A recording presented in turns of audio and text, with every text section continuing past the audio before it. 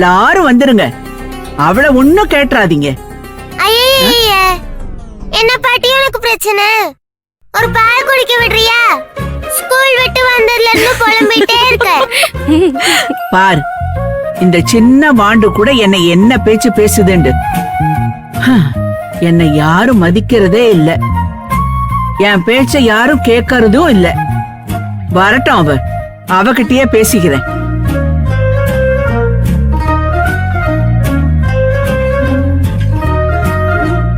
என்ன என்ன நடக்குதுங்க? பாட்டி புலம்பிட்டு இருக்கு, அதான் நடக்குது.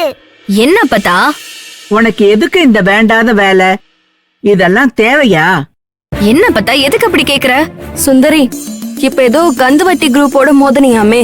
அவங்க மக்கள் கிட்ட கந்து வட்டின்ற பேர்ல வாங்கின எல்லாத்தையும் திருப்பி கொடுத்தையாமே. அதான் அப்பத்தா கோவமா இருக்காங்க. அதுல நீ கோவப்படுறதுக்கு என்ன அப்பத்தா இருக்கு? கேப்படி கேப்ப. உனக்கு என்ன போச்சு? நல்லது செய்யறேன் நல்லது செய்யறேன்னு எதையாவது இழுத்துக்கிட்டு வந்து நிக்கிறதே உனக்கு பொழப்பா போச்சு.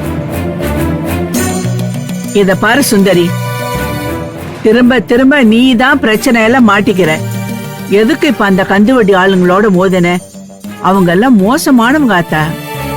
பணத்தை திருப்பி வாங்கறதுக்கு என்னென்னமோ பண்ணுவாங்கன்னு கேள்விப்பட்டிருக்கோம்.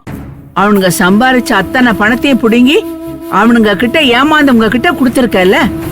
கடனை வாங்கினவங்க கிட்டயே ஈவு இறக்க இல்லாம நடந்துக்கிறவனுங்க உன்னை என்ன பண்ணுவானுங்களோ, எனக்கு பயமா இருக்கு. காளியாத்தா, நாளைக்கு எதுவும் பிரச்சனை வந்துடக்கூடாதே. எந்த பிரச்சனையும் வராது.